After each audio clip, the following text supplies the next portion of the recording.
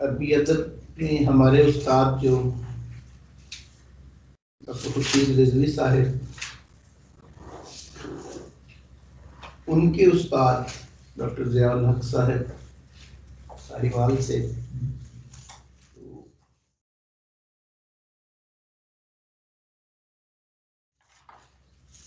उनका एक शिकवा था कि निकलसन ने जो literary history of the Arabs लिखी, तो वो कहते थे कि ये इंसाफ नहीं हो सका। लिटरेरी हिस्ट्री ऑफ अरब के साथ उन्होंने एक वॉल्यूम में लिख दी। तो पर्शियन लिटरेचर की जो हिस्ट्री है 4 वॉल्यूम्स में, तो कम से कम 4 वॉल्यूम्स में तो लिखी जाती है, इनका ख्याल था। पर उस कमी को बाद में खुद खुर्शीद रिजवी साहब ने पूरा करने की कोशिश की, उन्होंने भी इस पे, और उसमें कुछ और लोगों ने भी ज़्यादा जिल्दों में, ज़्यादा वॉल्यूम्स में काम किया। तो आज हमारे पास भी कुछ ऐसी सूरत हाल है कि तकरीबन 1 घंटे का सेशन है हमारा, तो हमने उसमें से 15-20 मिनट क्वेश्चन आंसर के लिए छोड़ने हैं। तो ऑलमोस्ट 40 मिनट्स की इस डिस्कोर्स में हमारी कोशिश होगी कि हम प्री इस्लामिक अरबिक लिटरेचर का एक ओवरव्यू वो कर सकें।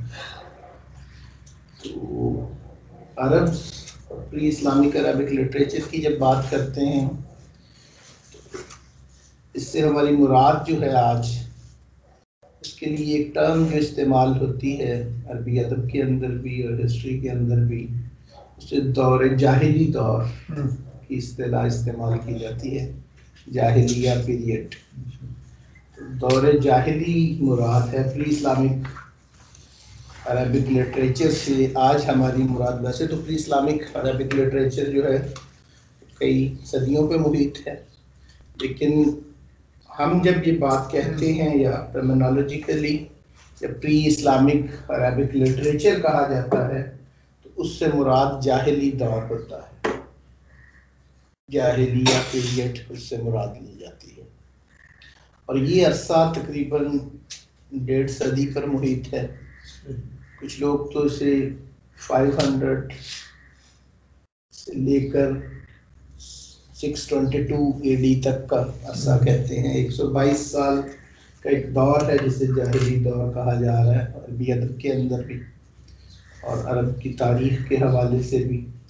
कुछ लोग इसे और पीछे से शुरू करते हैं, 450 ईस्वी से लेकर 622 ऑलमोस्ट दौर नबूवत तक का अरसा, तो 150 पौने 200 साल का भी एक अरसा बन जाता है इस एतबार से। तकरीबन 1.5 सदी का ये एक 150 साल के करीब का ये जो एक दौर है, इसको जाहिली दौर कहा जा रहा है, जाहिलिया पीरियड कहा जा रहा है। इसकी 2 वजूहात हैं इस दौर को देखने की। एक तो हमारी मजबूरी भी है कि इससे पहले की चीज़ें हमें दस्तयाब नहीं है। इस 150 साल से पहले का अरबी का जो ज़ुबान अदब, उसके हवाले से बहुत ज़्यादा कोई तारीखी शवाहिद नहीं है। इस सदी के अंदर कुछ इंस्क्रिप्शंस वहाँ से तलाश किए गए, मिली चीज़ें, उनकी मदद से कुछ लिखा जा रहा है, लेकिन एक तारीखी जो मवाद है वो अवेलेबल ही नहीं उससे पहले का। दूसरा ये भी वजह है कि इस दौर की ख़ास अहमियत है और इस दौर के अंदर जो लिटरेचर डेवलप हुआ उसका ताल्लुक़ एक अरब के मखसूस इलाके से है और वहाँ भी बाद में कुरान नाजिल होना था। तो उस एतबार से हमारा भी ये कंसर्न यही होता है उसको स्टडी करने का। तो जब हम अरब कह रहे हैं या अरब कह रहे हैं, तो अरब से हमारी मुराद यूँ कह लें कि एक मखसूस इलाका है इस वक्त, उसके रहने वाले हैं। और वो इलाका क्या है, उसको जजीरा नुमाए अरब कहा जा रहा है। तो वो आप यूँ समझ लें कि आज की दुनिया में सऊदीया हो गया, यमन हो गया, यूएई, ओमान, ये सारे जो एरियाज, कतर, ये वाला जो पूरा इलाका है, तो इस सारे को हम जजीरा नुमाए अरब कह रहे हैं। पेनिनसुला है हकीकतन तो ये कहने 3 तरफ पानी है, एक तरफ वो खुश्की है, लेकिन वो भी बंसा नफूस का जो इलाका है तो ये सारा मिलके शाम का भी ये सारा जजीरा एक बन रहा है। लेकिन अरब की इस्तिलाह आज के दौर में जब हम बोल रहे हैं लोगों के लिए, तो वो सिर्फ इस जोग्राफिये के रहने वाले ही अरब नहीं, हम अरेबिक स्पीकिंग पीपल को भी, पीके हिट्टी जो है वो हिस्ट्री ऑफ अरब जब कहता है वो अरेबिक स्पीकिंग पीपल उससे मुराद है। अरबी बोलने वाले जहाँ भी हैं, जिस भी इलाके में रह रहे हो, इराक में रह रहे हैं, उर्दू में रह रहे हैं, कहीं भी हों, तो उसकी मुराद ये होता है। लेकिन हम जब यहाँ पे बात कर रहे हैं अरब की, तो यही वाला इलाका है। इसको दो हिस्सों में तकसीम किया जा सकता है। एक आप साउथ अरेबिया कह लें और दूसरा नॉर्थ अरेबिया।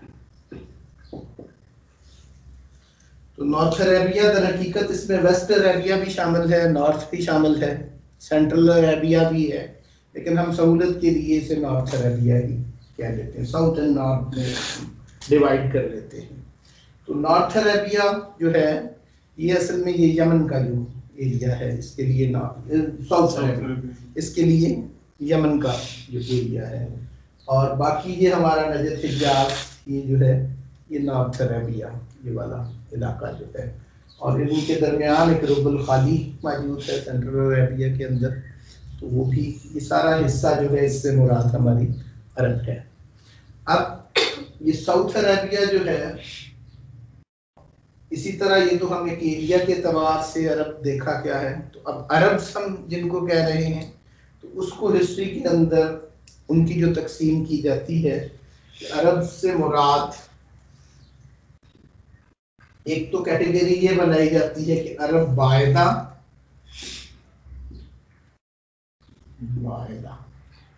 और एक दूसरे जो है अरब बाकिया।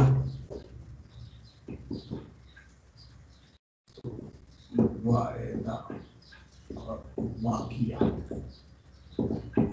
वायदा एक्सटिंक्ट जो खत्म हो गए वो अरब, कुरान के अंदर भी जिनका आद, समूद, जिनका किस्म, जदीस, ये जो कौमें थी ये भी अरब थे। तो इन पे कोई ना कोई अजाब आया, जैसे कुरान बताता है सरसर का, तेज हवा का एक अजाब आया किसी पे किसी अंदाज में, तो ये कौमें तबाह हुई, बर्बाद हुई, वो अब खत्म हो गई हैं, अरब वायदा उनको कह रहे हैं। बाकी जो बच गए हैं उन्हें अरब बाकिया कहा जा रहा है।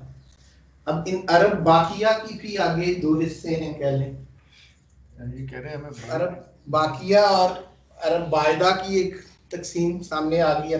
अब बाकिया जिनको कह रहे हैं, इनमें दो तरह के अरब हैं, एक अरब आरेबा और एक अरब मुस्तारेबा।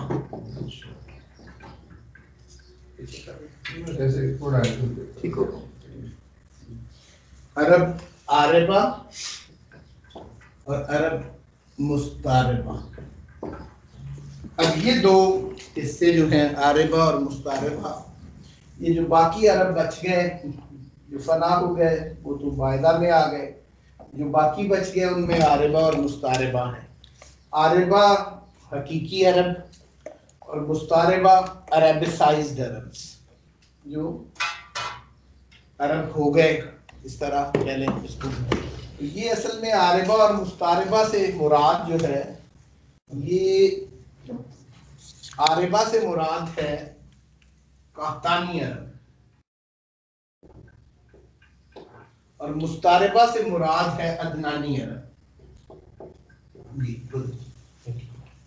काहतानाइट्स एंड अदनानाइट्स।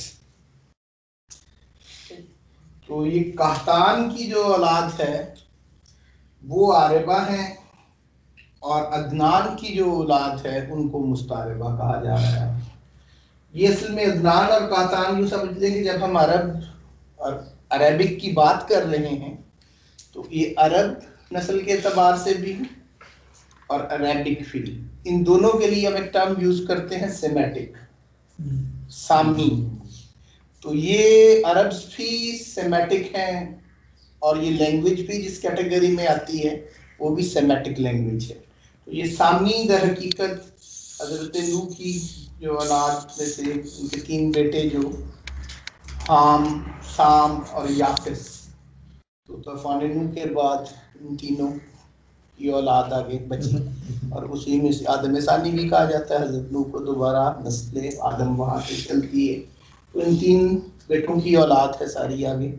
तो ये हजरत साम की जो औलाद है, अरब भी उसी औलाद में से हैं और इनकी लैंग्वेज भी, लैंग्वेजेस की फैमिलीज जो हैं उनके अंदर भी उसको सेमेटिक लैंग्वेज कहा जाता है। तो सेमेटिक लैंग्वेजेस में इसे सबसे यूं कह लें कि करीब की जुबान भी समझा जाता है। तो इस सेमेटिक लैंग्वेज के ऊपर भी काफ़ी तहकीक और रिसर्च होती रहती है और उर्स सेमेटिक कह लें या प्रोटोसेमेटिक की टर्म भी यूज होती है। इंसानी लोगों की जो इब्तदाई जुबान थी उसको अब हम उर्स सेमेटिक या प्रोटोसेमेटिक कह लेते हैं। तो ये उर्स सेमेटिक के अंदर से फिर और जुबानें भी फूटी काफ़ी सारी, उनमें से एक अरबी ज़ुबान भी उसी नस्ल की ज़ुबान है कह लें, और ये लोग भी उसी में से, वही फिर हज़रत साम की औलाद में से हज़रत इस्माइल आगे फिर आके और हज़रत इब्राहीम और हज़रत इस्माइल और हज़रत इस्माइल की आगे औलाद में से कुछ नस्लों के बाद फिर कहतान और अदनान जो है, तो वो उनकी फिर आगे अरबों में हज़रत इस्माइल क्योंकि इधर आ गए थे इसी अरब वाले एरिया में, तो वहाँ पर फिर इनकी आगे औलाद में से जो लोग हुए, तो कहतान जो थे वो साउथ अरेबिया में और अदनान जो थे वो नॉर्थ अरेबिया और वेस्ट अरेबिया के जो लोग हैं ये अदनानी हैं और साउथ वाले यमन वाले जो थे वो कहतानी हैं। तो ये एक उनकी अरब्स की जो तकसीम थी उधर। इस पर ये तकसीम को देख के जो ये टर्म्स पीछे हमने आरिबा और मुस्तारिबा की बोली हैं, कहतानियों को आरिबा और अदनानियों को मुस्तारिबा कहा जा रहा है, इससे ये अंदाज़ा होता है कि ये तकसीम भी कहतानियों ने दी है, क्योंकि आरिबा से मुराद हकीकी अरब है और मुस्तारिबा से मुराद अरबिसाइज्ड अरब्स हैं, तो उन्होंने अपने आप को हकीकी अरब कहा है और अदनानियों को अरबिसाइज्ड अरब्स कहा है। इससे ये अंदाज़ा होता है कि ये उनकी दी हुई क्लासिफिकेशन है कि अपने आप को ज़रा अफजल अरब दिखाने के लिए उन्होंने उन्होंने अपने आप को आरिबा या हकीकी अरब कहा है। तो ये एक तरह का अरब जब हम कह रहे हैं तो इससे ये मुराद है। तो पहले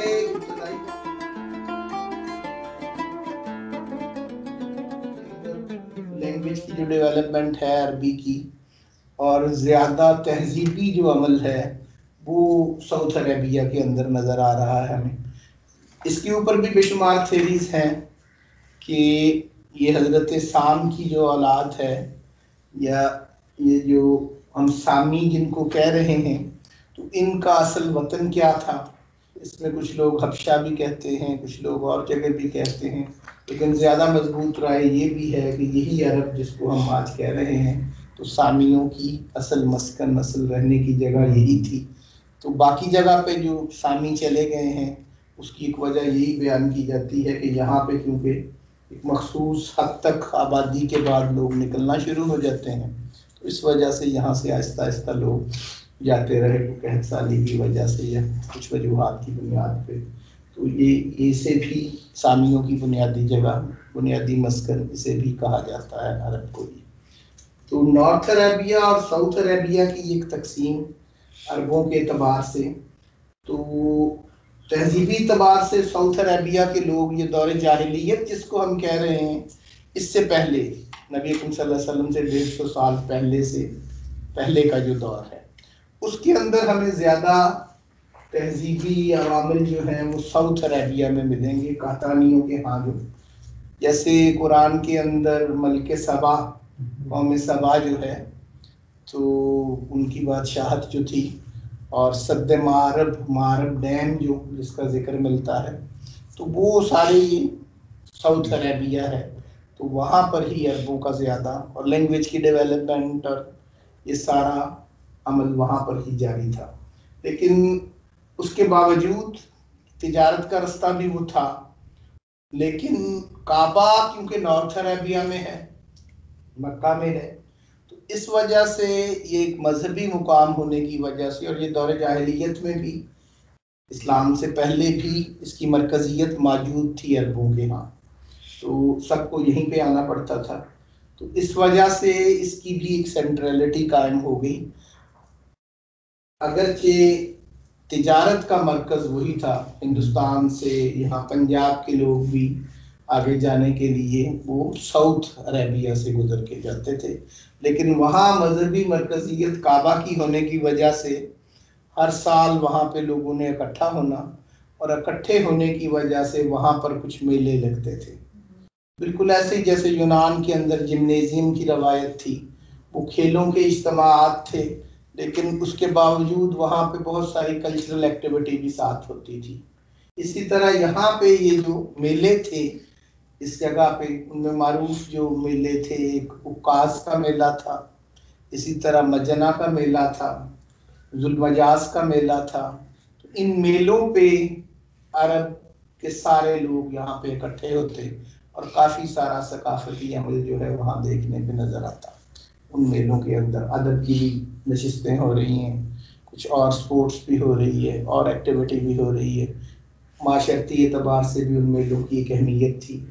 तो ये यमन के लोगों ने इस एतबार से भी कोशिश की कि वहाँ पर जो ज़माना जाहिलियत से पहले 150 साल से पहले का जो दौर था, वहाँ पर हुमैरी जो थी वो हुक्मरान थे। तो बाद के दौर के अंदर फिर कहतानियों के अंदर जो तकसीम आई, उनमें लखमाइट्स एक मारूफ कह लें, एक उसका हिस्सा जो बनता है, और एक जो है उनके अंदर दूसरे जो किंदाइट्स, किंदा का कबीला और लख्म ट्राइब, ये दो ट्राइब जो है इनके कुछ हिस्सों के अंदर कह लें हुकूमत कायम थी।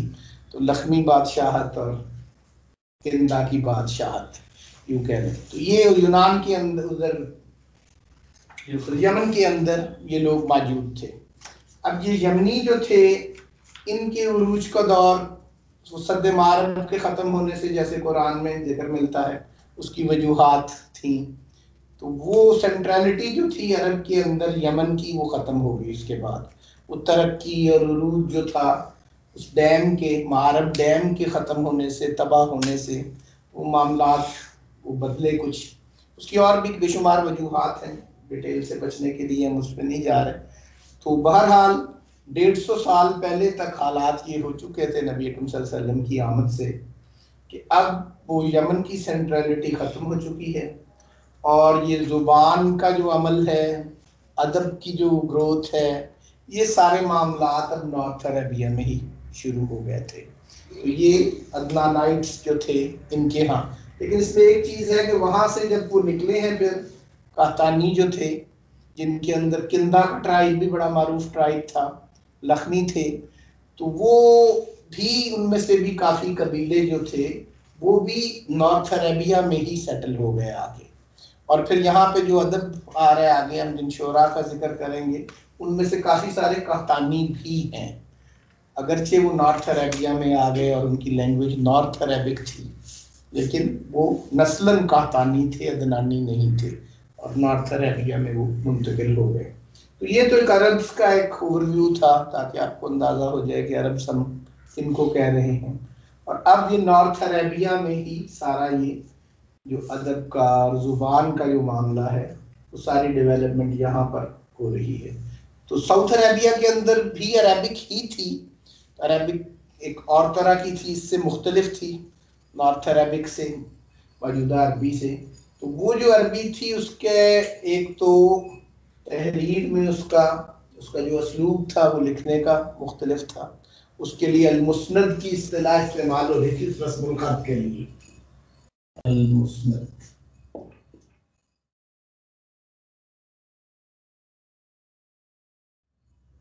तो ये रस्मुल खत साउथ वालों की अरबी का जो था, मौजूदा अरबी से एक मुख्तलिफ रस्मुल खत, पहले एक सेशन में हमने उसके कुछ नमूने भी यहाँ पे डिस्कस किए थे। तो ये उनका रस्मुल खत मुख्तलिफ था इस अरबी से, और लैंग्वेज के अंदर भी काफ़ी सारा फ़र्क था।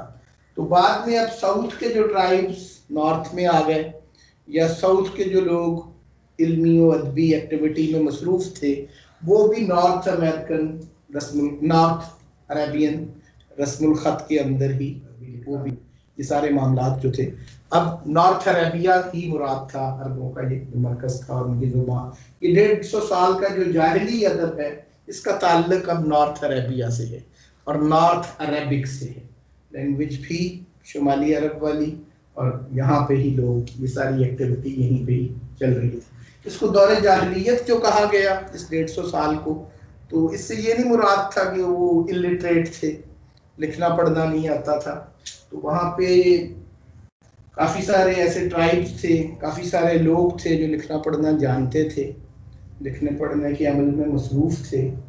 तो ये जो जाहिल या जोहल की जो इस्तिलाह थी, जहल और जोहल जो था, जहाला, तो ये जिससे जहालत बना और जाहिली बना, तो ये आज हमारी परसेप्शन ये है कि ये शायद इल्म के मुकाबले बोला जा रहा था। तो इल्म और जहल इस सवाल, लेकिन ऐसा नहीं था। गोल्डज़ेहर की जो अपनी रिसर्च है वो ये कि जहल जो है इल्म के मुकाबले नहीं था, ये हिल्म के मुकाबले था। तो इससे मुराद जो जाहिली जिनको कहा जा रहा था वो लाइल्मी मुराद नहीं थी, इलिटरेट नहीं मुराद थे। तो हिल्म के मामले में उनके रवैयों के हवाले से ये एक टर्म बोली गई है, उनकी अखलाकियात के हवाले से ये। तो वो हिल्म, बुर्दबारी का जो एक रवैया था वो नहीं था उनमें, उनके अंदर एक जो सरकशी थी, उस हवाले से इस दौर को जाहिली दौर कहा जा रहा था। तो बाकी लिखना पढ़ना ये सारी चीज़ें उस 150 साल के अंदर मौजूद थी। बड़ी अच्छा अदब भी वहाँ पे जनरेट हुआ, बड़ी अच्छी शायरी भी वहाँ पे प्रोड्यूस हुई। तो ये सारी चीज़ें जारी थी, कोई ऐसा बात नहीं कि बड़े जाहिल लोग थे वो। इस हवाले से उनकी इल्मियत के हवाले से ये जहल की टर्म हरगिज़ नहीं।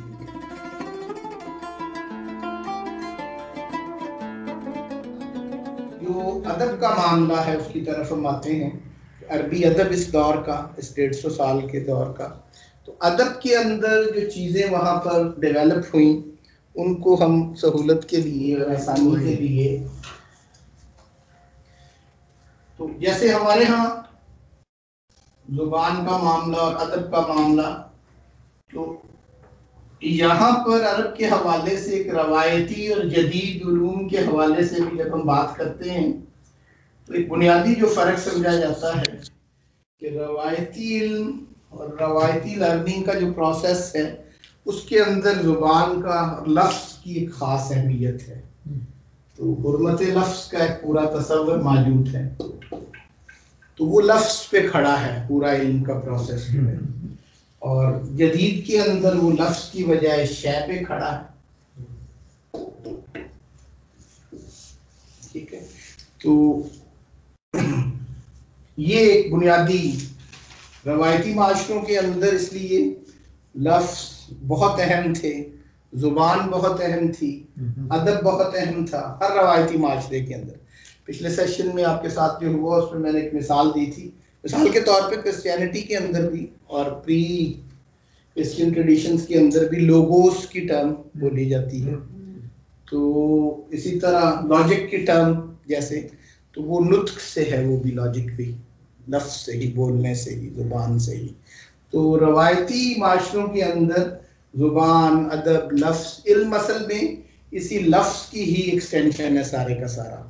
लफ्ज़ों से ही चीज़ें फूटती हैं और लफ्ज़ से मुतल्लिक़ उलूम ही थे जिनको आगे इल्म का प्रोसेस वहाँ पे कहा जाता था।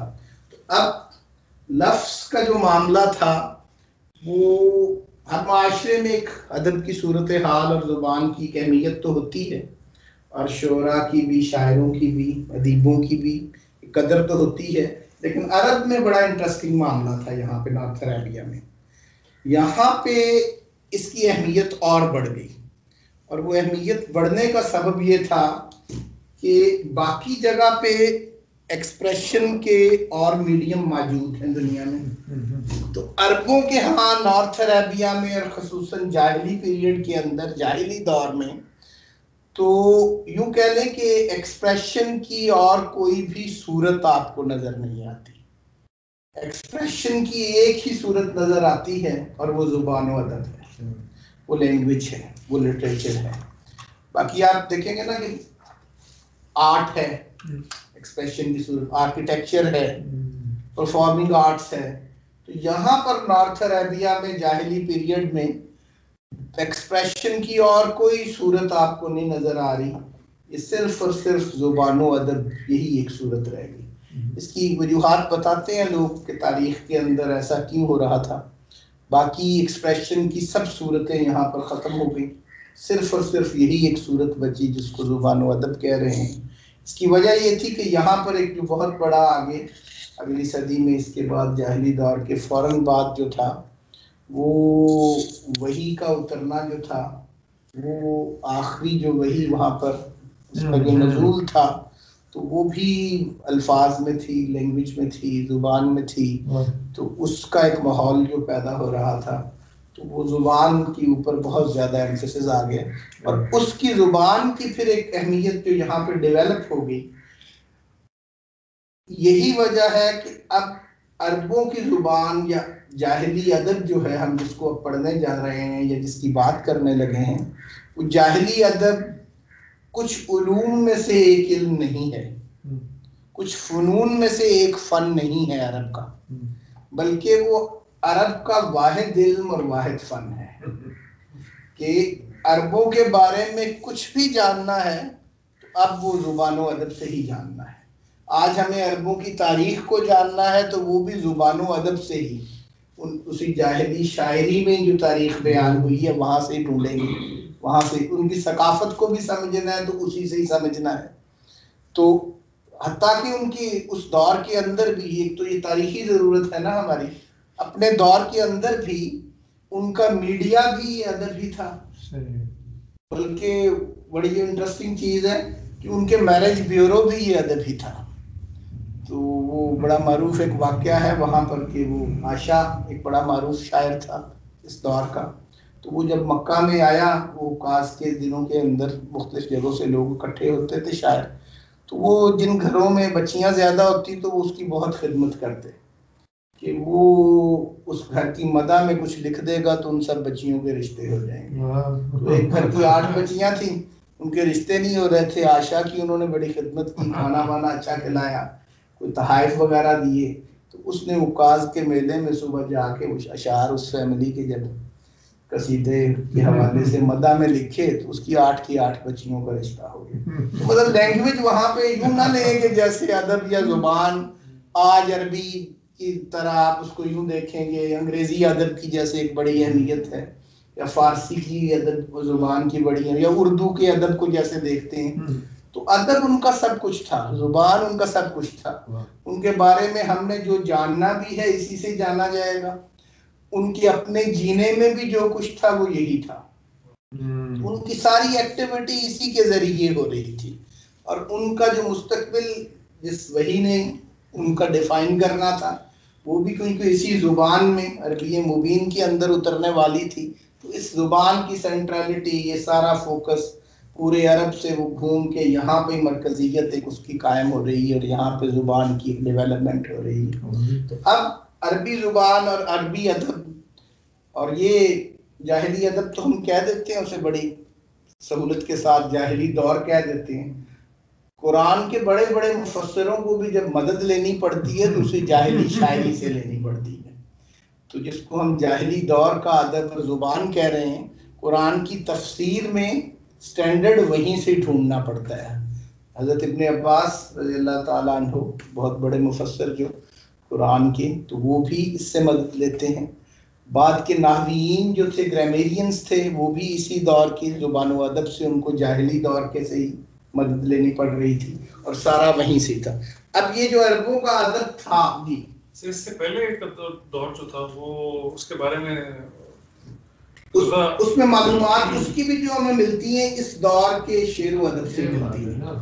मिसाल के तौर पे हम अगर बात करने जा रहे हैं कि इस दौर का सबसे बड़ा शायर कौन था, उसके हवाले से कुछ थेरीज हैं। जैसे इमरान कैस है एक बड़ा शायर इस दौर का, तो उसके बारे में जब हम कहते हैं तो उसके बारे में ये रवायात हैं और उसके बारे में ये कहा जाता है कि वो पहला शायर था जिसने चट्टानों के ऊपर खड़े होकर कसीदा कहने की रवायत डाली, जो तलवार को पकड़ के उसका सहारा लेके कसीदा कहता था, इस किस्म की चीजें। या जिसने पहली दफा यूं कह लें कि महबूबा के उजड़े हुए दियार में खड़े होकर शेर कहने की रवायत डाली। ये चीजें मतलब हम उससे मंसूब करते हैं। वो इस 150 साल का मारूफ तरीन शायर समझते हैं, लेकिन उसकी अपनी शायरी से जो चीजें मिलती हैं वो खुद ये कहता है कि नहीं मुझसे पहले फलां शायर था उसने ये किया, तो उससे पता ये चलता है कि शायरी चल रही थी, अदब चल रहा था, जुबान चल रही थी, हमें क्योंकि मालूम जहां तक है हम उसमें से ये कह लेते हैं उस 150 साल में। तो उसका कसीदा जब शुरू होता है तो वो हवाला देता है कि मुझसे पहले ये महबूबा की उजड़े हुए देहात में खड़े होके कसीदा कहना जो है ये उस शायर ने मुझसे पहले जैसे किया था मैं भी वैसे कर रहा हूँ। तो वो ऐसा नहीं था कि पहले था नहीं, वो चल रहा था, कंटिन्यूटी थी, लेकिन यहाँ पे वो नॉर्थ अरेबिया में आ गया सारा कुछ। एक तो ये हुआ, एक उसका रस्मुल खत यहाँ पे सेटल हो गया बाकी अरबी का, फिर आगे जाके उसका एक लहजा जो था कुरैशी वो भी सेटल हो रहा है यहाँ पर। तो ये चीजें उसमें आप कुछ मैं कह रहा था कि एक दिन इनकी लैंग्वेज होती है उसमें इन्होंने अरबी शुरू की है। अच्छा शुरू किया, तो बिल्कुल बुनियादी है मगर पैरेलल में वो इमरुल कैस ही के अशार पढ़ा, मेरे को उसका जिक्र आएगा थोड़ा सा इमरुल कैस पे बात आपने की। तो अब हम अदब की तरफ आते हैं सीधा, प्री इस्लामिक अरबिक जो था लिटरेचर, या यूं कह लें कि इस दौर का जो अदब था जाहिली दौर का इन 150 साल का, तो उसकी डेवलपमेंट को जैसे आज के दौर पे हम अदब को देखते हैं तो नज्म और नसर और नज़म, प्रोज एंड पोइट्री इसमें डिवाइड करते हैं। तो यहाँ पे आप यूं कह लें कि यहाँ के अदब को अगर हमने देखना है तो प्रोज की कुछ सूरतें वहाँ पे नजर आती हैं। मिसाल के तौर पे वहाँ प्रोज की क्या सूरतें हैं, नसर की क्या सूरतें हैं। एक सूरत तो वहाँ पे जो बहुत अहम पाई जाती थी वो जिसको आप कह लें कि अहम, जिसको ज़रबुल अमसाल, अक़वाले हिकम, ये जो ज़रबुल अमसाल होती हैं, डिक्टम्स होती हैं, कोटेशंस जैसे आज आपके दौर में बोल रहे हैं। इसी तरह वर्ड्स ऑफ विजडम जो होते हैं, दानिश की बातें होती हैं, अक़वाले हिकम होते हैं, हकीमाना कौल होते हैं, ये चीज़ें, तो ये सारी, ये भी नसर के अंदर ये चीज़ें डेवलप हो रही थी नो डाउट। इसी तरह नवादर की एक टर्म इस्तेमाल हो रही है, ये एक ही किस्म की कैटेगरी है, ज़रबुल अमसाल है, वर्ड्स ऑफ विजडम है, ये चीज़ें यूँ कह लें। हकीम लुकमान का जिक्र आपने सुना होगा, तो ये चीज़ें मौजूद थी, ये अक़वाल वहाँ पे उस दौर के हवाले से नसर की ये वाली कैटेगरी डेवलप हो रही थी, लेकिन ये कोई बहुत ज़्यादा पॉपुलर सूरत नहीं थी, या बहुत ज़्यादा कोई ज़्यादा डेवलपमेंट बड़ी नहीं नसर की इस हवाले से हो रही थी, लेकिन बहरहाल ये चीज़ें मौजूद थी। तो इंसाल, ज़रबुल इंसाल की टर्म होती थी कि जो आम मारूफ कोटेशंस हैं। नवादर होती थी कि वो जो असहाबे इल्म बोल रहे थे, जो ज़रबुल अमसाल, उनको नवादर, नादिरा से एंटीक जैसे हम बोलते हैं, तो वो नवादरात थे कह लें। सर पूछना था कि उस टाइम में पोइट्री के अलावा, शायरी के अलावा प्रोज भी थी। ये प्रोज की ये सूरत है ना एक, तो ये तो छोटी छोटी होती है जी, बिल्कुल ये स्टोरी राइटिंग कुछ नहीं, वो आगे मैं आ रहा हूँ कि प्रोज की क्या सूरत थी। उसी इब्तदाई सूरत प्रोज की एक ये थी, दूसरी जो इब्तदाई सूरत थी प्रोज की वो थे खुतबे। तो खुतबा क्या था कि वो जो उकास का मेला हो रहा है वहाँ पे हर कबीले के शायर अपने कबीले को ग्लोरीफाई करने के लिए वहाँ पे बुलंद जगहों पे खड़े होके खुतबा सा देते थे, अपने कबीले की अजमत के हवाले से या कुछ और सोशल इश्यूज पे बात कर रहे हैं, तो वो एक खुतबे की रवायत थी। ये खुतबा जैसे आज हमारे मस्जिदों के अंदर सरमन्स की है ट्रेडिशन, तो ये खुतबे की रवायत वहाँ पर मौजूद थी, वो भी नसरी थे। इसी तरह खुतबे के अलावा जो एक और प्रैक्टिस थी, ये तो एक इब्तदाई सी फॉर्म नसर की जो डेवलप हो रही थी, तो एक थोड़ी सी नसर के अंदर एक मजीद जो एडवांस फॉर्म जिसको हम कह रहे हैं, तो वो आप उसके लिए टर्म नसर के अंदर उसको सजा, मसजू जो आपकी नसर होती है, नसर मसजू, मुसज्जा नसर, सजा से मुसज्जा। तो नसर की सबसे एडवांस जो फॉर्म थी वो सजा थी। ये तो कुछ सूरतें थी जो इब्तदाई सी जो पैदा हुई। खुतबा के अलावा एक इसकी खुतबे के साथ किस्म थी वसाया की, वसीयत, इंडिविजुअल लेवल पे अपने बच्चों को किसी ने कोई वसीयत की है, वो एक नसरी सी अंदाज के अंदर, तो लिटरेचर इस किस्म का मौजूद था वहां पे, जो नसरी दास्तान की आगे चीज आ रही है। अब ये उसकी सूरतें थी, अमसाल, हिकम, नवादर, खुतबा, वसाया, ये एक इब्तदाई शक्ल थी कि जो वहां पे डेवलप हो रही है। अब जो थोड़ी सी ऑर्गेनाइज्ड प्रोज जिसको आप कह रहे हैं, बाकायदा नसर जो थी, तो जो अदब का एक दर्जा रखती हो, तो उसकी जो एक फॉर्म थी उसको सजा, मुसज्जा नसर जिसको कह रहे हैं। अब ये सजा किसको कहते हैं? सजा कहते हैं फाख्ता के कूकू करने को, एक परिंदे की आवाज को कहा जाता है। तो इधर नसर के अंदर, अरबी नसर के अंदर वो क्या थी? सजा। तो अरबी नसर के अंदर दर हकीकत वो आप यूं कह लें कि नसर के अंदर इस अंदाज में लिखना और बोलना कि वो आखिरी जो लफ्ज जिसको काफिया कह रहे होते हैं हम काफिया फिक्रे बोलना, कि उनका इख्तिताम जो है वो मिलता जुलता हर फिक्रे का होता जाए।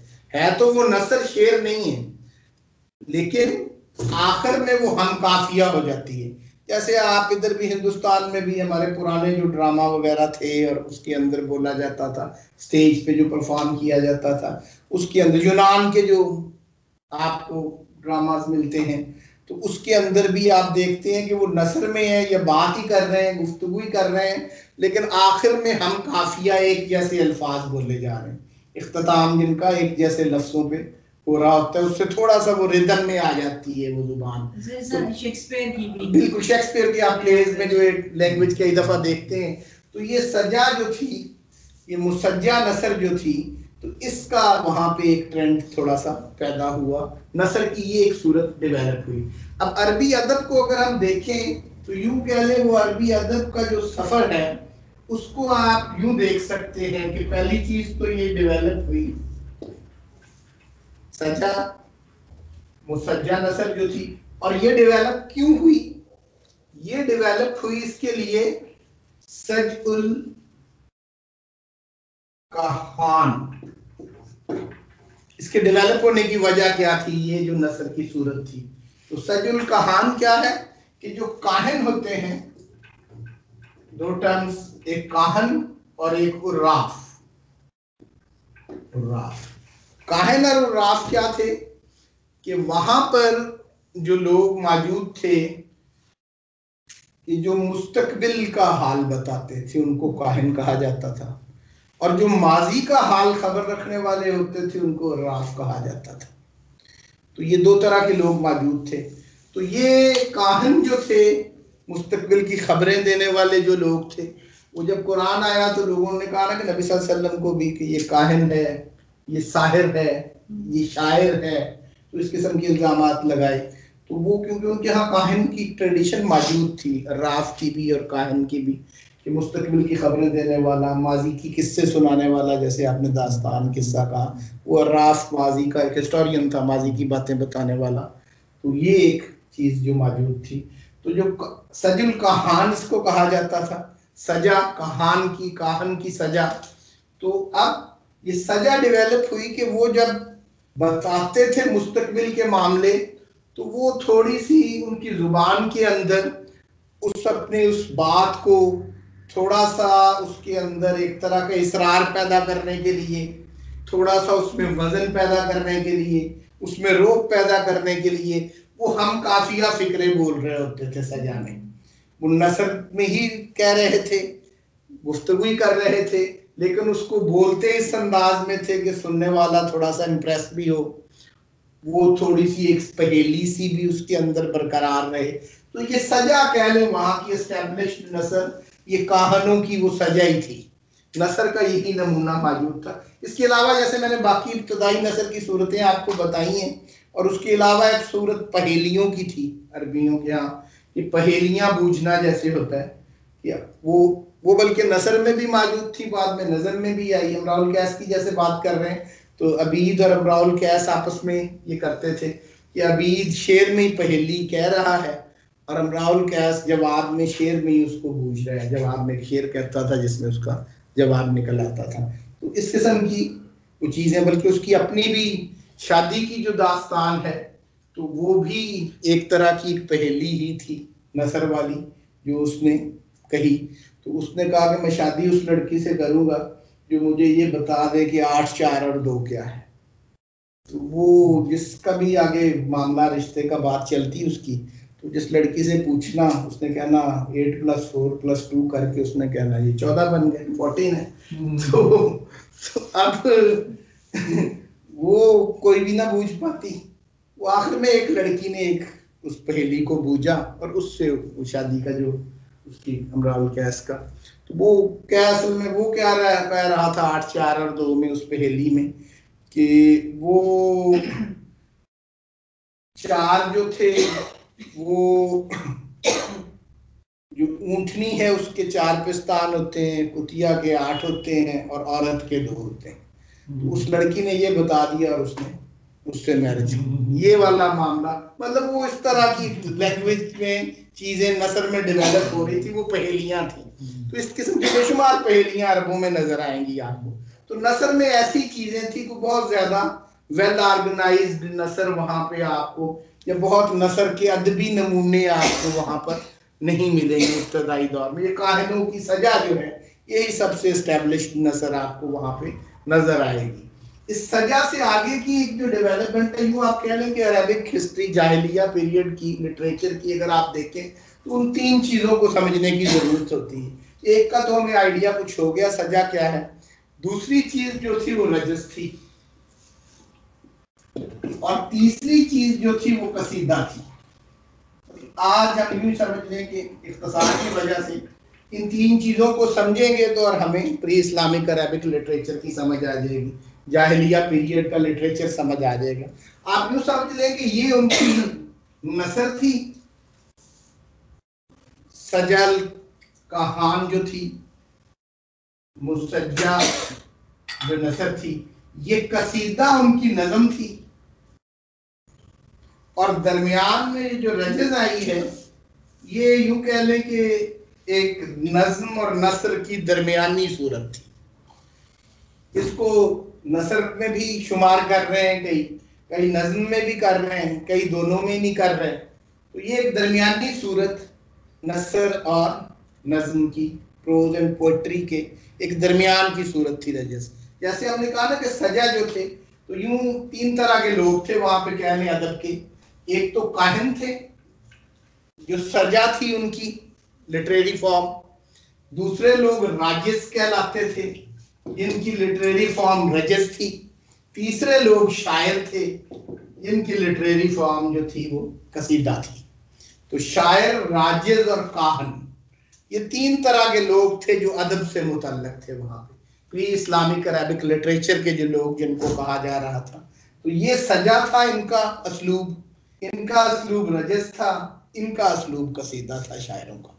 अब इन तीनों में फर्क क्या है सजा, रजस और कसीदा के अंदर? सजा जैसे मैंने कहा कि वो हम काफिया तो थे लेकिन कोई वजन, कोई बहर नहीं होती थी नज्म की तरह उसके अंदर, ऐसा मामला था उनमें। रजस जो थी वो हम काफिया भी होती थी और उसका वजन भी होता था उस मिसरे का। लेकिन फर्क क्या था? ये था कि रजस के अंदर वो ताक मिसरे होते थे, या तो 3 मिसरे होंगे या 5 होंगे या 7 होंगे, वो वजन पे भी होंगे और सारे के सारे हम काफिया भी होंगे। ठीक है। अब कसीदा जो खालिस नज़म थी उनकी, जो शायर कह रहे थे, अब शायर के कसीदे में क्या फर्क था कि ये वजन पे भी था, हम काफिया भी था इसका, लेकिन इसमें मामला क्या था कि जो इसका मतला होता था, पहला शेर होता था नज़म का, उसके तो दोनों मिसरे आपस में हम काफिया थे, लेकिन उसके बाद एक मिसरा छोड़ के दूसरा जो आखिरी मिसरा होता है वो हम काफी, जैसे हमारे यहाँ गजल होती है, पहले दोनों मिसरों का इख्तिताम हम काफी है, फिर अगले शेर का सिर्फ दूसरा मिसरा हम काफिया होता है। तो ये एक मामला कसीदा के अंदर चलता था कि वजन पे है मिसरे, हम काफिया है, लेकिन पहले शेर के बाद बाकी सब शेरों में एक मिसरा पहले शेर के साथ हम काफिया होता था, पहला मिसरा उसका हम काफिया नहीं होता था दूसरे मिसरे से। ये रजज और कसीदा में फर्क था। और ये हमेशा यूं कहने 2 4 6 में मिसरे होते थे। 2 शेर मिसरों का एक शेर है, 4 मिसरों के 2 शेर 6 के, और ये कम से कम इसके लिए 7 शेर होना जरूरी था, और ऑलमोस्ट 100 तक अशार इसके अंदर आते थे कसीदे के अंदर, इस शायरी के अंदर। रजज में ऐसा नहीं था, हर मिसरा हम काफिया है दूसरे मिसरे के साथ, लेकिन वो ये 3 मिसरों की बात है या 5 मिसरों की बात है या 7 मिसरों की बात है, तो मामला ऐसे था वहां पर।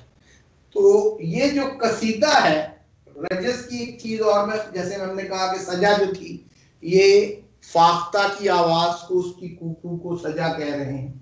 तो ये जो रजस थी, रजस कहते हैं असल में ऊंट के मसल्स के अंदर जो एक क्रैम्प सा एक पेन सी पैदा होती है ना, उसके कोले के मसल के अंदर, उसके लिए रजस की इस्तिलाह इस्तेमाल होती है। ऊंट जब बैठा हुआ उठता है तो उठते वक्त उसके अंदर एक लर्जिश सी आती है, उस एक बीमारी है ऊंट की। ये जैसे आज हम कहते हैं ना कि घुटनों में दर्द है किसी के, तो ये यूं कह लें इसी किस्म की ऊंट की बीमारी है, उसका नाम रजस है।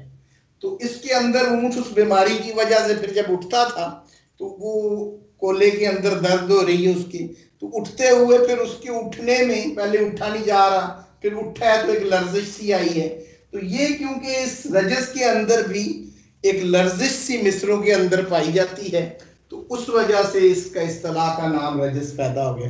लैंग्वेज की यहाँ पे ये क्योंकि बात आ गई रजस वाली, कि अरबी जुबान का एक जाहिली अदब का और अरबी का एक जो बहुत बड़ा खासा और एक जो वस्फ है कि अरबी जुबान के अंदर और अरबी अदब के अंदर और अरबी शायरी और कसीदा वगैरह के अंदर भी यहाँ पर मज़ामीन की कसरत नहीं मिलेगी आपको, मौज़ूआत जो हैं वो बहुत ज्यादा नहीं होंगे, लेकिन उसके अंदर आप यूं कह लें कि एक ही मजमून को 100 रंग से बांधूं तो एक ही मजमून को कई अंदाज से कहना जो है ये अरबी में बहुत अच्छा है कि मजमून एक ही है, बात एक ही है, उसे मुख्तलिफ रंगों में बयान करना अरबी शायरी की बुनियाद ये है कि एक ही बात कह रहे हैं। मिसाल के तौर पे जुबान के अंदर उसकी अगर जैसे आपको बताऊं तो उन्होंने प्यास कहनी है तो प्यास के लिए बेशुमार लफ्ज हैं, प्यास की हर कैफियत के लिए अलग लफ्ज है।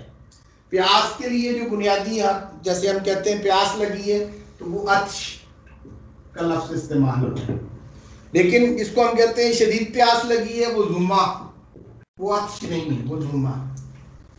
इससे आगे के लेवल की प्यास है उसके लिए और लफ्ज होगा, उससे आगे की प्यास है और इतनी शदीद प्यास के किसी को जान से मार डाले उसके लिए जुवाद है। मतलब जुबान की ये डेलिकेसी है कि एक ही मजमून है, उसके कई मफाहीम हैं और कई रंग से बांधने का वहां पे ट्रेंड है।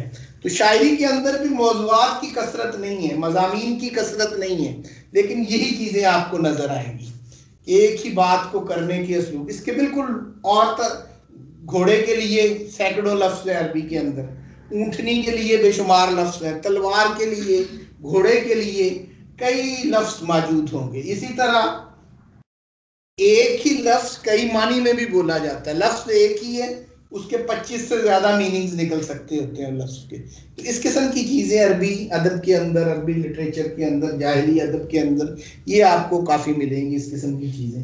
तो ये जो चीजें आप रजस जो थी यूं कह लें, और उसके आगे अब हम ये रजस दरमियानी शक्ल है सजा और कसीदा।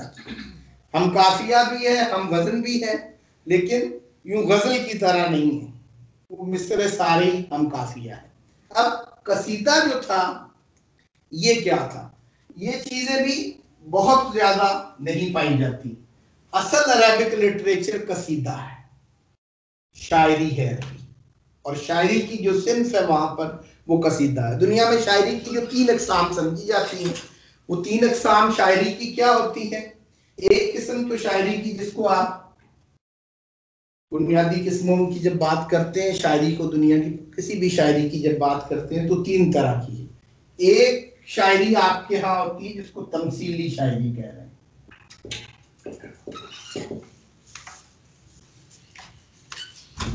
एक शायरी होती है कि जिसको आप गिनाई शायरी कह रहे हैं। शायरी की दूसरी किस्म जो है वो गिना है।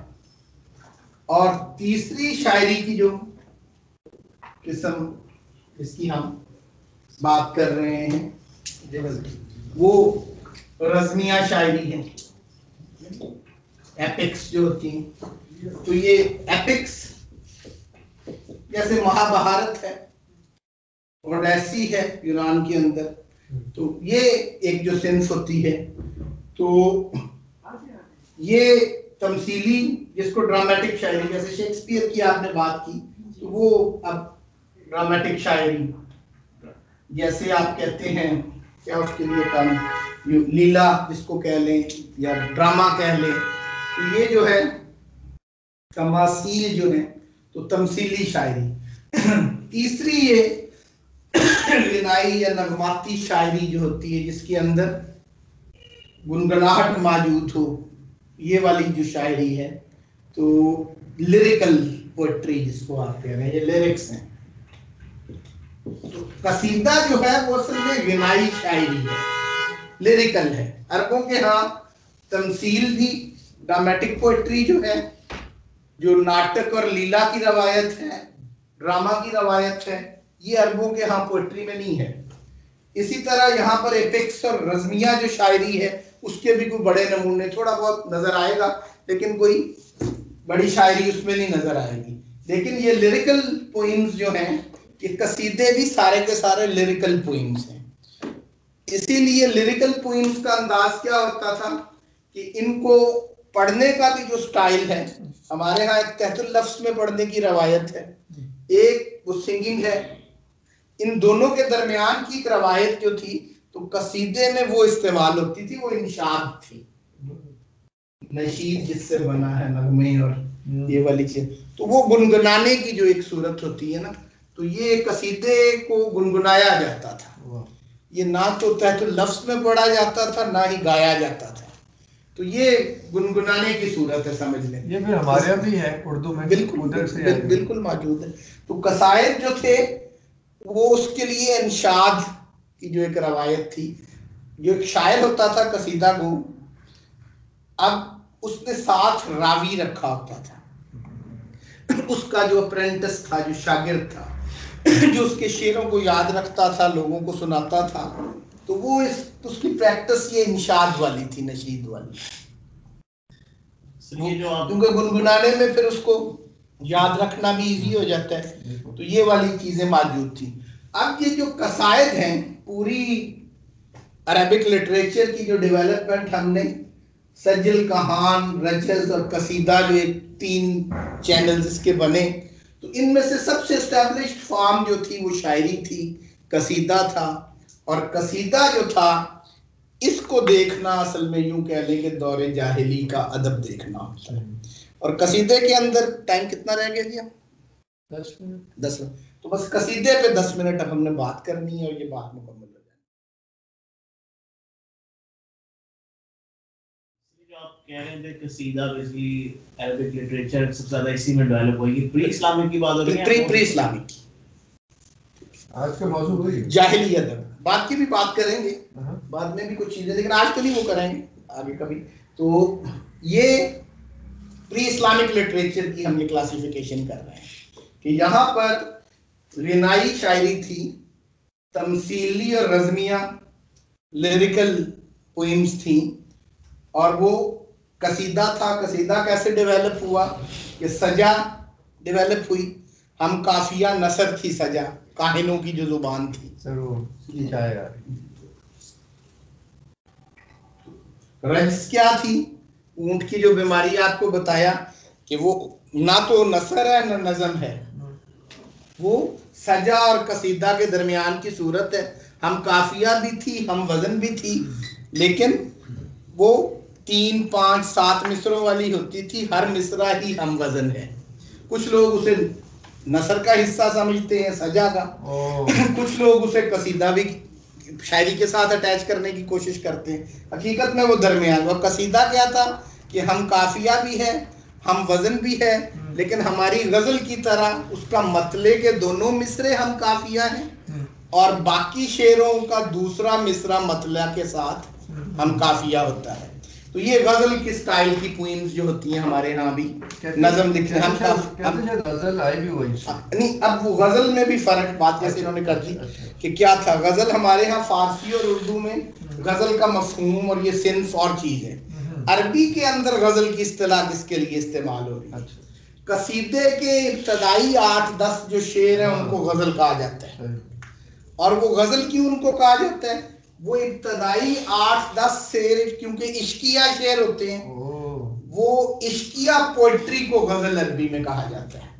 हमारे यहाँ गजल से ये मुराद नहीं है भी इश्किया शायरी की रवायत की वजह से गजल डेवलप हुई, वजह ये थी। लेकिन वो नज़म का इब्तदाई हिस्सा है जिसके इश्किया होने की वजह से उसको गजल कहा जाता है। और उस हिस्से के अंदर शायर उस शेरों के अंदर किसी औरत का भी तस्करा कर रहा होता है। कई दफा वो उसकी बीवी होती है, कई दफा वो फर्जी नाम होते हैं जो नाम बोल, तो उसके लिए निसाउल गजल की टर्म यूज होती है कि गजल के अंदर जिस औरत का नाम बोला जाता है वो कई दफा फर्जी नामों से काम चला रहा होता है, कई दफा वो अपनी वाइफ का नाम उसमें यूज कर रहा होता है शायर। कसीदा की इब्तदाई कसायद की क्योंकि जो रवायत जैसे मैंने कहा कि अब ये कसीदा के अंदर जैसे हम ये 10 मिनट कसीदा पे लगाने लगे हैं और हमारा अरबिक लिटरेचर का क्यों कह लें ज़हनी दौर का एक मेन जो थीम है वो सामने आएगा। कसीदा किस तरह की सिंफ है इसका तो अंदाजा आपको हो गया। और मैंने बताया कि जैसे हमारे यहाँ शाहनामा इस्लाम है फारसी के अंदर फिरदौसी का, तो ये एक तवील नज्म है, पूरी किताब ही नज्म में मंजूम है। तो कसीदा में ये मुमकिन नहीं है इतनी तवील नज्म, अरबी में और दूसरी जुबानों में ये वहां पे ये मसनवी है, तवील नज़में हैं, मसनवी मौलाना रूम है या और है। तो कसायद के अंदर ये मुमकिन नहीं है। वजह क्या? मसनवी के अंदर वो सारे के सारे शेरों का हम काफिया होना जरूरी नहीं है, इसलिए गुंजाइश है आप काफिया बदल बदल के लिखते जाए, जितना मर्जी लंबा लिख ले नज़म को। यहाँ पे ये एक बंदिश है कि उसका हम काफिया हर शेर का होना जरूरी था। तो हम काफिया इशार को मैक्सिमम कोई 100 या इसके आसपास लिख लेता था, तो इसलिए उसका 100 शेरों की गजल ही रहती थी। 4-5 शेरों से कम का जो होता था उसे किता कह लेते थे, उससे ऊपर कसीदा था। 7 शेरों से लेकर 100 शेरों तक या 102-4 शेरों तक। अब जिन कसायद की बड़े मारूफ कसायद की हम बात करने जा रहे हैं उसके हवाले से 3 मारूफ कंपाइलेशंस हैं जिनसे हमें इन कसायद का पता मिलता है और हम पढ़ते हैं। अब वो 3 कौन सी मारूफ एंथोलॉजीज हैं कह लें या दीवान हैं या कलेक्शंस हैं। एक को हम कहते हैं कसीदे की जो पहली मारूफ कलेक्शन है हमारे पास, वो है, उसके लिए टर्म तो और बोलनी थी लेकिन अब हम उसको मुअल्लकात कह रहे हैं।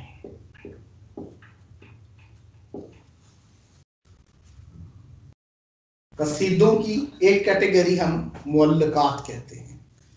दूसरी कैटेगरी जो कसीदों की हमारे यहाँ मौजूद है मारूफ, वो क्या है? वो है मुफज्जलियात।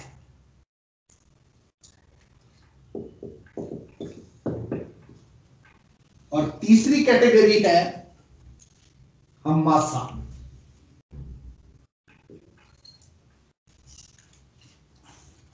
अब जाहिली अदब के जो नमूने हमारे तक पहुंचे हैं वो मुअल्लकात, मुफज्जलियात और हमासा इन कलेक्शंस के जरिए पहुंचते हैं। अब मुअल्लकात क्या है? इसके पहला जो मुअल्लकात की जो कलेक्शन थी उसके लिए टर्म तो उन्होंने मुअल्लकात की यूज खुद नहीं की थी, वो थे हमाद राविया। 2री सदी के अंदर नबी सल्लल्लाहु अलैहि वसल्लम से तकरीबन 100-125 साल के दौरान ही जाहिली अदब से 100-125 साल बाद उन्होंने एक पहली जो इसकी सिलेक्शन थी उसके लिए मशहूरात की टर्म यूज की। वैसे उन्होंने मशहूर नज़में, लेकिन बाद में उनके बाद फिर जब भी उसको मुख्तलिफ लोगों ने आगे बढ़ाया उस कलेक्शन को, तो फिर उसको मुअल्लकात कहा। इसी को मुअल्लकात भी कहा जाता था, मशहूरात भी कहा जाता था, मुज़हबियात भी कहा जाता था। क्योंकि अब इनको मुअल्लका क्यों कहा जाता था जनाब, कैसे अब इनको मुअल्लका क्यों कहा जा रहा था, इस पे दो तरह की आरा मौजूद थी। एक तो ये कि उकास का जो मेला हो रहा है उसके अंदर एक शायरी का कंपटीशन होता था, वहां पे एक मुनसिफ मुकर्रर कर दिया जाता था, शायरों में से कुरैश में से कोई एक मुकर्रर हो जाता, कोई इसी तरह किसी न किसी शायर को वहां पे जज या ज्यूरी बना दिया जाता और वो ये फैसला करते कि इस साल का सबसे अच्छा कसीदा कौन सा है। वो जो सबसे अच्छा कसीदा करार पाता उस कसीदे को सोने से लिख के खाना काबा में आवेजा किया जाता, लटकाया जाता, मुअल्लक किया जाता। तो इसे रवायत तालीक कहा जाता है, इस बात को, ये मुअल्लक करने की जो रवायत थी। तो ये रवायत तालीक क्या दुरुस्त है या गलत है, इसके ऊपर दो राय मौजूद हैं। कुछ लोग कहते हैं कि वाकई जो टॉप के कसीदे होते थे हर साल के, उसको विनर को ज्यूरी जिसको करार देती थी उस कसीदे को आवेजा किया जाता था, हैंग किया जाता था, तो ये उसको मुअल्लक किया जाता था खाना काबा के अंदर, तो इसलिए इनको मुअल्लकात कहा जाता है। तो ये 7 जो है मुअल्लके, सबा मुअल्लकात की टर्म भी उनके लिए इस्तेमाल की जाती है, अशरा की भी इस्तेमाल की जाती कि 7 नहीं 10 थे। तो ये रवायत तालीब के ऊपर इख्तलाफ है। वैसे कुछ लोग कहते हैं कि नहीं, मुअल्लक नहीं किया जाता था। ये दर हकीकत मुअल्लक से मुराद एलिवेशन है, वो एलिवेट हो जाते थे जो कसीदे, तो वो एक बुलंदी पे लटक गए एक तरह से, तो वो एलिवेशन की वजह से। बरं ये राय मौजूद है इसके हवाले से मुअल्लक। तो ये मुअल्लकात के हवाले से हमादर राविया की जो पहले एक कलेक्शन थी, तो उन्होंने जिन पे काम किया, तो एक तो ये, और उनमें बल इत्तफाक समझा जाता है कि वो जो 7 से 10 शुरा जिनका जिक्र किया जाता है, तो वो कसीदे सबसे मारूफ समझे जाते हैं, सबसे अच्छे समझे जाते हैं। उनमें अमराउल कैस है, तरफा बिन लब्द है, ज़ुहैर बिन अबी सलमा है, अम्र बिन कलसूम है, अंतरा बिन शद्दाद है, तो इसी तरह इब्ने हल्जा है, इब्ने हिल्जा, तो रबिया, ये वाले जो 7 लोग थे। इनके अलावा नाबगा जुबयानी है, आयशा है, अबीद है, तो ये 3 जो इजाफी साथ मिला के, कई इसे अशरा मुअल्लका कह लेते हैं कि 10 थे, कई उसे 7 कह रहे हैं, सवा मुअल्लका कह रहे हैं। तो एक के अंदर बाद में मुफज़लियात में वो गलती से 8 भी हो गए थे, तो मतलब 7 को समझा जाता था। कई उन 7 के अंदर नाबगा और आशा को शामिल कर लेते हैं, 2 को निकाल दिया, कई उसको 10 की फिगर तक ले जाते हैं, ये पर चीजें मौजूद हैं। तो एक तो ये बड़े बड़े शायर जो थे उनके 7 यूं कह लें, तो ये कसायद जो मारूफ उनके हुए। इसी तरह मुफज़लियात एक यूं कह लें, एक इस किस्म की कलेक्शन थी, इसके अंदर बात का अदब भी है। इसी तरह तीसरी जो थी ये हमासा है, ये बड़ी मारूफ इसकी यूं कहकर, हमासा का बड़ा मारूफ जो इसका वाकया है सवाल, तो अबू तमाम का हमासा इसको कहते हैं, जो ये बाद में और नामों से भी हमासा फिर बेशुमार लोगों ने हमासा यूं कह लें कि अंग्रेजी के अंदर हम जैसे टर्म मुफज़लियात जो है, वो इसको कंपाइल करने वाला जो था, जो इंतखाब करने वाला, उसका नाम मुफज़्ज़ल बिन मोहम्मद था, तो इसलिए इसको मुफज़लियात कहा जा रहा है। तो ये उसकी नाम पे वो मुफज़लियात इसको कहा गया। तो हमासा जो है, तो इसके अंदर यूं कह लें कि अंग्रेजी के अंदर लफ्ज जो एक शेविलरी बोला जाता है, तो ये हमासा उसके हममानी सा लफ्ज है अरबी के अंदर, कि उसके अंदर वो एक दलेरी भी, एक बहादुरी भी, जवामर्दी भी। तो ये इस किस्म की चीजें, और ये जो बड़ी इंटरेस्टिंग चीज है, तो ये अबू जाफर मंसूर का दौर था शायद, तो उसके अंदर जब एक बगावत सी हुई तो नहीं, वो मुफज़लियात में, हमासा में ये था कि ये जब अबू तमाम जो है, इसने खुरासान के हुक्मरान के हवाले से उसकी कुछ शायरी की, तो वो उसको जब देने गया तो वापसी पे जब इराक को आ रहा था, रास्ते में हमदान में एक दोस्त जो था अबुल वफा, तो उसके पास रुका, एक अकीदतमंद था उसका, तो वहां पे जब रुका तो बर्फबारी शुरू हो गई। अब बर्फबारी की वजह से उस अबुल वफा ने उसे बताया कि ये काफी दिन चलेगी, तो आप ज़हनी तौर पे सेटल हो जाएंगे, आपको ठहरना पड़ेगा यहाँ कुछ ऐसा, तो ये ना समझेंगे, तो सेटल हो गए, कुछ करना है जो करना है आपने। तो उन्होंने फिर वो वहां के बर्फबारी में अब कैद थे, एक तरह घर में फंसे हुए थे, तो उन्होंने अरबी शायरी को जो है उसका एक इंतखाब, अबू तमाम खुद भी शायर था लेकिन उसकी अपनी शायरी उतनी मारूफ ना हो सकी, उसका इंतखाब जितना मारूफ हो गया। तो वो ये हमासा जो है, तो ये असल में उसकी शायरी के मुख्तलिफ मज़ामीन के एतबार से पहली कलेक्शन थी अरबी शायरी की, जिसमें मौज़ूआत के एतबार से कसीदों को तरतीब दिया गया था और शायरी को। तो वहां पे बैठ के उसने ये एक बहुत बड़ी बनाई, और इसके अंदर जो हमासा के अंदर उसने ये सारी जो कलेक्शन थी, ये इकट्ठी चीजें करके ये उसी अबुल वफा के घर में ही छोड़ गया। अब उसकी अपनी जिंदगी में हमासा इतना मारूफ ना हो सका, उसके बाद भी वो अबुल वफा की कुछ नस्लों ने भी उसको छुपाए रखा, बाद में लोगों को पता चला तो उन्होंने फिर उसको उससे लिया वो, और फिर वो पब्लिक हुआ और वो बहुत पॉपुलर हुई वो हमासा भी, उसकी जो मुअल्लकात। तो मुअल्लकात जो थे, जैसे मैंने कहा कि इनमें मौज़ूआत की वुसअत नहीं मिलेगी आपको, मज़ामीन की वुसअत नहीं मिलेगी। असल चीज इसमें वो जुबानदानी है और एक ही मजमून को कई रंग से बांधने का हुनर है, वो बहुत ज्यादा है अरबों के यहाँ, कि उसको वो कई तरह बयान कर रहे हैं। इनके थीम्स मिलते जुलते हैं कसायद के, जैसे अमराउल कैस के, जैसे मैंने कहा कि अपनी तीसरी महबूबा के उजड़े हुए घर पे उसने वो खड़े होकर शायरी की है, जो कसीदा है उसका, तो उनैजा नाम था उसका।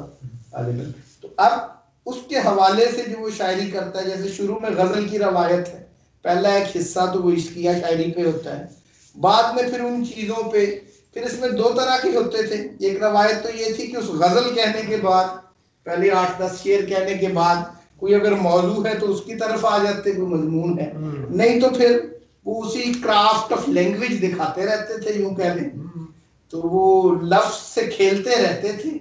वो खेलने के लिए कभी हिरनियों की बात कर रहे हैं, कभी नीलगाय की बात कर रहे हैं, ठीक है, तो वो किसी ऊंटनी पे भी बात हो सकती है। वो जो आसार होते हैं उस उजड़े हुए दयार के, कि वहां पे वो जो नालियां सी बना जाती हैं वो बची हुई हैं, उनके ऊपर ही बात हो रही है। तो इस किस्म की चीजों के ऊपर भी असल में तो वो लैंग्वेज की डेवलपमेंट थी और लिटरेचर की डेवलपमेंट थी, वो अदब बराए अदब था दर हकीकत। तो ये एक सूरत थी। तो वो उनका इसी तरह, अब उनकी अपनी इनकी जिंदगियां भी, सबा मुअल्लकात वाले जो शोरा हैं सारे के सारे, तो इनकी अपनी जिंदगी को भी जब देखें तो उसके अंदर भी उन ये डिटेल में जब इसको देखेंगे आप आगे, अरबी अदब वगैरह का बाकायदा जो शायरी किसी क्लास में आप पढ़ते हैं या उसके हवाले से। लेकिन हमने ये बैकग्राउंड जो सारा देखा, यहाँ पे जो लिटरेचर डेवलप हुआ, यहाँ पे जाहिली दौर के अंदर जो लैंग्वेज डेवलप हुई, उसका एक जो बैकग्राउंड देखा, तो इसमें समझने की बात यही है कि ये लैंग्वेज की सेंट्रलिटी कायम हो गई थी, और अरेबिक जो थी वो उसका लुकेल जो है नॉर्थ अरेबिया तय हो गया था शुमाली अरब के अंदर, और यही अरबी शुमाली अरब की ही अरबी अब अरबी कहला रही थी। ये सारी चीजें यहाँ सेटल हो गई थी। अब इसी के अंदर कुरान ने भी यहीं पे उतरना था और इसी जुबान के अंदर उतरना था, तो यहाँ पे ये चीजें होने वाली थी। एक्सप्रेशन के बाकी सारे जो मीडियम थे वो खत्म हो चुके थे, यही वाहिद मीडियम वहां पे बाकी रह गया था, और इसकी जरूरत भी यही थी कि अब आगे कुरान की तफासीर के अंदर भी मानी की समझने में इनसे मदद ली जा रही उसी लिटरेचर से, और फिर वहां पे आके उसके अलावा नाहवीन को भी जब जरूरत पड़ी उन्होंने भी इन्हीं मुअल्लकात से मदद ली। यही जो मारूफ जो कसीदे थे, तो ये कसीदा की जो एक सिंफ वहाँ पे डेवलप हुई खसूसन, तो ये सबसे अहम सिंफ थी वहाँ पे शायरी की, अदब की। तो ये एक तरह का हमने एक ओवरव्यू उसका उस 150 साल का, उसके अंदर किस किस्म का अदब डेवलप हुआ और ये यहाँ पे कैसे डेवलप हुआ, उस पर हमने एक बात की। उस पर कोई बात अगर पूछने की है तो इतने वक्त में हमने कोशिश ये की थी कि इसका एक ओवरव्यू सा आ जाए। बाकी चीजें तो आपने बताई कि राहुल कैसे पढ़ रहे हैं आजकल, वो रेहान गिलानी पढ़ाते हैं। अच्छा रेहान गिलानी कैसे फाजिल साहब पढ़ा रहे हैं, फाजिल साहब और चीजें पढ़ा रहे हैं। चीज इस हवाले से पूछने की है तो इस पे थोड़ी सी हमने पिछला जो एक सेशन यहाँ पे किया वो 2.5 घंटे का था तकरीबन इसी मौजूद पे जी, उसकी इनके पास पड़ा होगा लिंक कहीं, वो शायद किसी ने शेयर भी किया था। मैंने किया नहीं। किया था। अब वो 2 घंटे या 2.5 घंटे का है सेशन, बिल्कुल। वो सुन लीजिएगा जरा और डिटेल में हाँ, चीजें हैं ये उसमें। अच्छा है। कौन सा और session? फिर से शेयर कर- वो निसाब का मेन जो बोलते हैं अब वो पहला सेशन ही था उसी का 6 महीने वाले वो हमारे आपके कुरान कोर्स का था शायद। कुरान कोर्स का फर्स्ट कुरान कोर्स का फर्स्ट, उसमें जरा ज्यादा उसमें जरा ज्यादा डिटेल से ये बात हमने कर ली है। तो मजीद किसी ने शौक से इस चीज़ों को देखना हो तो वो फिर जैसे बताया कि निकलसन की लिटरेरी हिस्ट्री ऑफ अरब से इंग्लिश में पढ़ना हो तो, अरबी में पढ़ना हो तो अहमद हसन ज़ियाद की और अहमद फर्रुख की तारीख़ुल अदब अरबी जो है, और उर्दू में देखना हो तो वही हमारे उस्ताद खुर्शीद रिजवी साहब की जो वो अरबी अदब क़बल अज़ इस्लाम, इस्लाम से उसकी दौरे जाहिलियत के ऊपर पहली जिल्द, उसकी एक जिल्द जो है दौरे जाहिलियत पे है उसकी।